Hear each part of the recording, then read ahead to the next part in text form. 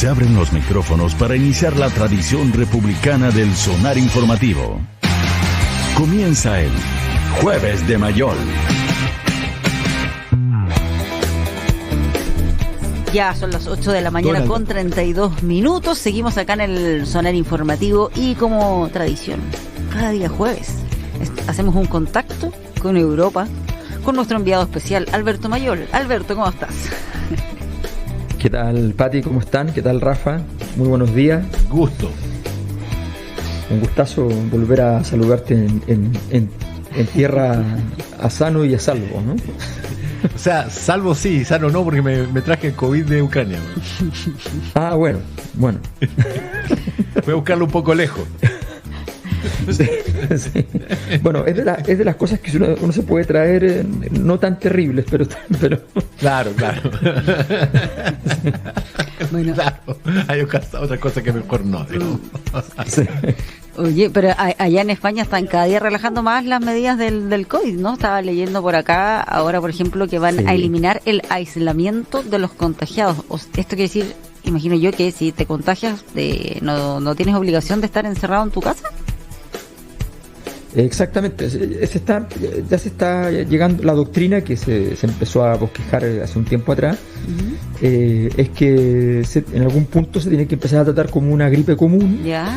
Que obviamente es una enfermedad que requiere tratamiento, que requiere ciertas atenciones, que los casos de gravedad, pero como cualquier otro, como se trata a la NIH, el N1H1, cosas así, o sea, que efectivamente hay que normalizarla porque hay una vacunación que ya permite hacer eso. Okay. Y además hay una condición política que es muy importante, y es que el gobierno, la oposición al gobierno de Pedro Sánchez siempre fue, o la oposición realmente existente, que era Isabel Díaz Ayuso, que es la líder en la práctica de la derecha, ella siempre criticó no por falta de medidas, sino por exceso de medidas restrictivas. Entonces la oposición no tiene un juego para ir y decir, no, que criminales, que están haciendo esto, otro. Tiene que ir y decir, bueno, ya, ok, siempre lo dijimos, o sea, una cosa así. Yeah. Para reducir ahí todas las medidas. Te iba a preguntar si hubiese podido escoger una embajada, ¿cuál te habría gustado? No, hay un acuerdo. Yo no conozco nada del mundo de las embajadas, pero hay un acuerdo universal que la correlación entre comodidad y ausencia de problemas siempre significa Portugal. Dicen que eso es por lejos, ¿Viste, por lejos la mejor embajada. Es verdad que ahí Rafa fue el primero que le puso el ojo a esa embajada, hay que reconocerlo. Sí, no, es que la ubicación es inmejorable, el clima es buenísimo, tiene toda clase de beneficios, es barato, claro, y además no hay problema, o sea, claro, que Chile no le va a declarar la guerra a Portugal, digamos, no va a ocurrir nunca. Cualquier problema más complejo. El embajador chileno en Portugal salió 2 veces en la tele desde hace 20 años hasta ahora. El día que entró el iceberg por Sevilla, ¿te acordáis? Que entró por el Tajo. Sí. Y cuando fallecieron los brigadistas de la CONAF en el sur de Portugal combatiendo un incendio. Y te pueden preguntar casi como corresponsal cuando hay una noticia en Portugal y te llaman y te dicen, no, ¿qué se sabe allá? ¿Qué se comenta? O sea, como... Pero es una, se comenta de lo que está ocurriendo en España. Claro, entonces, no, es fantástico. Sí. Dicen en el mundo de los embajadores que ese es lejos el destino más requerido, más deseado. Oye, bueno, pero todo esto en el fondo es como para analizar un poquito lo que está pasando con el gobierno actual, las designaciones que se han hecho, o que algunas se han filtrado, la verdad que no todas han sido oficializadas, o la noticia se ha conocido porque está en ese proceso en el cual en el país de destino tiene que ratificar el nombramiento. Sí. Sí, ahora, normalmente es muy difícil que el país de destino vaya a impugnar un nombramiento. O sea, a Sebastián Piñera le pusieron al hermano de Bielsa, digamos, y no pudo decir nada. O sea, es realmente, efectivamente, eso es más protocolar, pero sin duda ha sido un flanco que no es una cosa terrible. Yo creo que la cuenta de ahorro, de credibilidad que tiene hoy día Gabriel Boric y el gobierno es una cuenta que no es ilimitada ni mucho menos, y ya sabemos que se desgastan, pero que es una cuenta que le sirve para sostenerse en cierto tipo de medida, y no tienen una fama de nepotismo, de articulaciones, en fin, pero es incómoda la situación efectivamente, porque han aparecido yo creo que hay un discurso que es un poco que es muy de campaña, que Gabriel Boric cayó en ese discurso, que es el discurso de decir que los embajadores tienen que ser de carrera. Cuando uno habla de carrera, habla de gente que estudió en la academia diplomática. La verdad es que en política, como todos saben, hay mucha gente muy hábil que no terminó ni la básica, o sea, que son excelentes políticos y ya está, o sea, eso y es completamente legítimo, y los embajadores son políticos. Obviamente que estén preparados es algo deseable, pero hay mucha gente que es preparada y que para embajadas complejas, con niveles de elevada negociación, con destinos donde requieres una representación más política, eventualmente no tienen las competencias, o al menos tú no sabes que tienes, como presidente de la República que va a nombrar, no sabes si tienes las competencias. Por lo tanto, es bastante normal, es bastante lógico que se busquen nombres de otra naturaleza. Yo no puedo tener más distancias políticas y de todo orden con Letelier, pero evidentemente Letelier yendo a Estados Unidos, moviéndose en Washington, por ejemplo, gracias al influjo de la imagen de su padre, significa algo, tiene un significado político. Entonces ya se verá después si efectivamente hace lo que hay que hacer, digamos, pero tiene un significado político, se puede entender. Yo creo que es bien importante, pero ¿cuál es el problema? Que él lo dijo, y que no hay una explicación razonable respecto a por qué se desdijo, porque también eso es legítimo. Recordemos que él también dijo que no iba a tener el cargo de primera dama, entre comillas, y cuando vino y asume su novia en el cargo, él dice, ella me lo pidió, ella considera que sí puede hacer algo al respecto. Y me parece una explicación súper válida, porque si ella es la persona que es la que quiere darle una perspectiva nueva al cargo, tiene todo el derecho efectivamente a jugarse, le está tomando el riesgo. Me parece muy bien. La persona toma la pelota y dice, pásamela, yo voy a ver cómo me las arreglo. Está perfecto, y explica el asunto.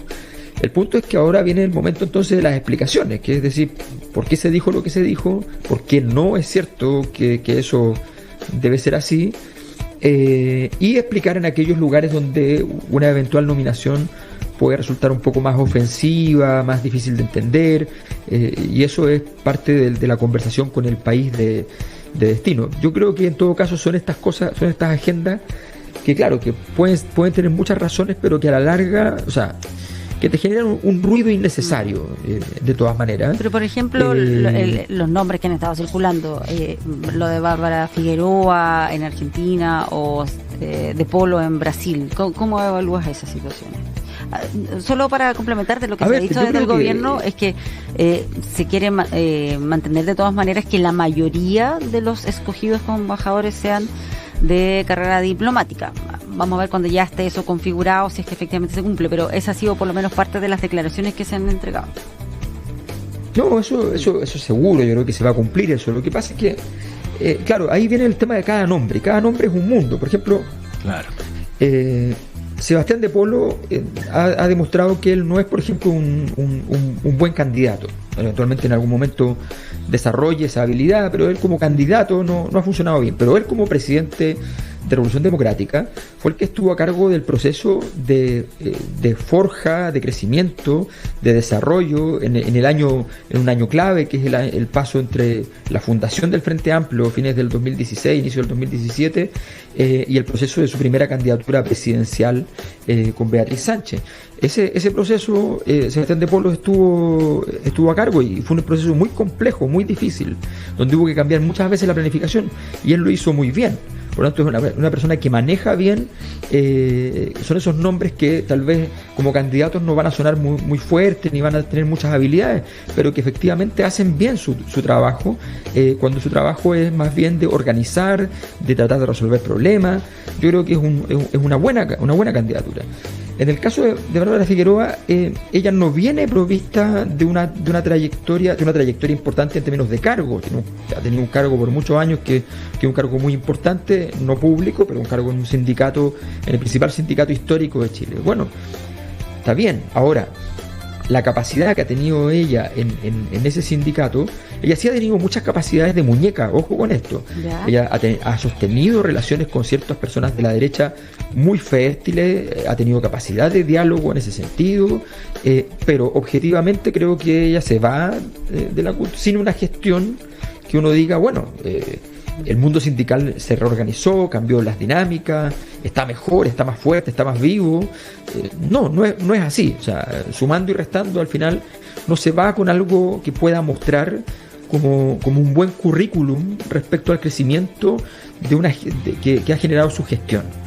Y en ese sentido creo que es más cuestionable, porque efectivamente uno espera para Argentina un nombre que tenga cierta capacidad para cumplir los objetivos que se pretenden. La pregunta de fondo es cuáles son los objetivos que se le encomendaron, y entonces cómo cuadra ese nombre respecto a los objetivos que se han encomendado. Por ejemplo, si Chile quiere explorar la posibilidad de articulación comercial y empresarial, o en innovación y tecnología, por ejemplo, entre construir entre los dos países cierto tipo de desarrollos tecnológicos, en fin, si uno quiere eso, ese nombre evidentemente no es un nombre muy interesante, no tiene mucho que ver con eso. Ahora, si uno quiere buscar efectivamente una relación mucho más política, más política dura, más de articulación, y de mantener en el fondo el flanco de posibles relaciones disonantes, críticas solapadas, qué sé yo, tranquilo, y no me interesa hacer mucho más, quizás el nombre tiene sentido. Pero yo creo que ese es uno de los más cuestionables, además que tiene estas cosas muy del mundo actual, de los medios, que si tienes una escena vergonzosa o inadecuada, bueno, esa escena pesa mucho a la hora de las nominaciones. Ella tiene una imagen televisiva que ha salido estos días un montón, donde ella destemplada, gritando y sin garbo alguno. Y eso obviamente en el mundo diplomático genera ciertos escozores, como bueno, para ver de qué se trata esto, ¿no? Entonces, todo eso hay que regularlo. Creo que una de las nominaciones más complejas en ese sentido. Ahora, a ver, en términos súper simples, uno, ¿es una buena candidata? Dos, ¿estamos a tiempo de revertirla?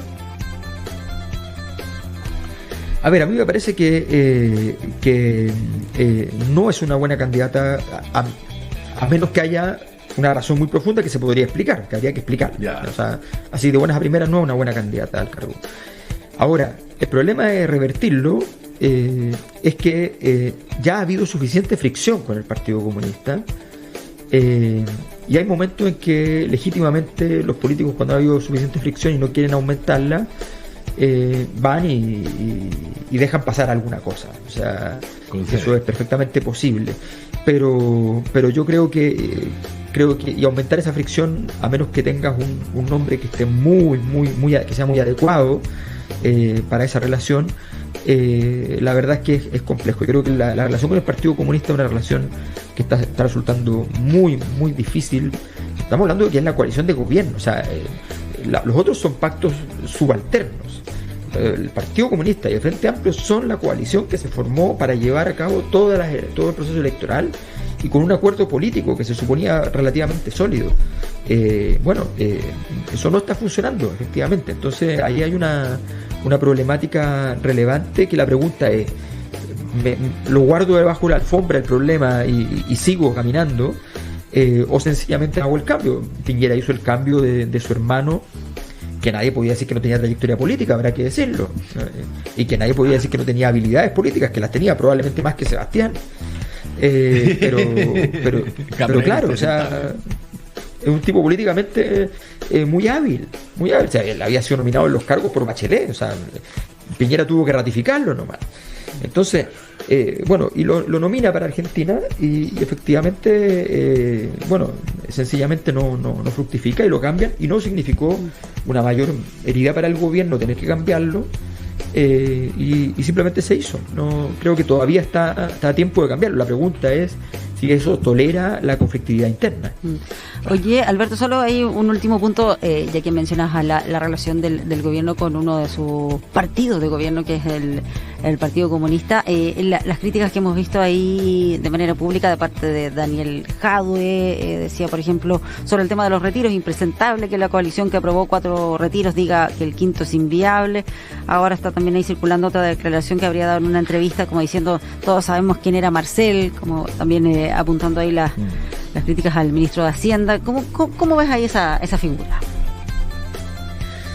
Mira, lo complejo es eso y muchas otras cosas más que son al final la misma cosa. Y me refiero a lo siguiente.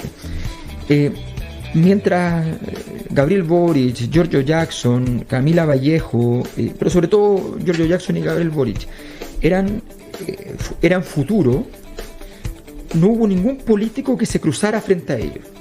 Había alguna crítica de vez en cuando, pero en general nadie se cruzó porque todos entendían que en algún momento iban a ser presidente. Cuando tú vas subiendo, es muy raro que los políticos ataquen, porque saben que es muy costoso atacar a alguien que va en ascenso. Pero cuando llegas a la cima, ese es un momento donde a los políticos más avesados saben que es el momento de atacar. Entonces el mundo cambió. Y de eso, Giorgio Jackson, sobre todo, que es el que tiene que estar a cargo de las negociaciones oficialmente, digamos, tiene que estar enterado de que el mundo cambió y que ya él no cae bien, siendo igual que antes. Porque el problema es que ya los otros dicen, bueno, ahora viene el momento en que tengan que arar, ¿no? Tienen que trabajar duro cada acuerdo. Y eso es lo que está pasando. No está pasando solo con el Partido Comunista, está pasando con la Convención. Entonces, la estructura de pacto, o sea, el problema es que el gobierno llegó con una estructura de pacto frágil, de pacto débil. Un error muy parecido, pero incluso yo diría mucho más débil que como llegó Michelle Bachelet a su segundo gobierno. Y en ese sentido está hoy día, de hecho, teniendo que entrar a negociar en la sala de máquinas con el Partido Socialista, tiene que empezar a rearmar el mundo. Todo parecía que tenían súper claros los acuerdos en la Convención con independientes no neutrales, con el Partido Socialista, más los comunistas, pedazos de la lista del pueblo, pedazos de los pueblos originarios, tenía todo listo. No es verdad, ya no es verdad.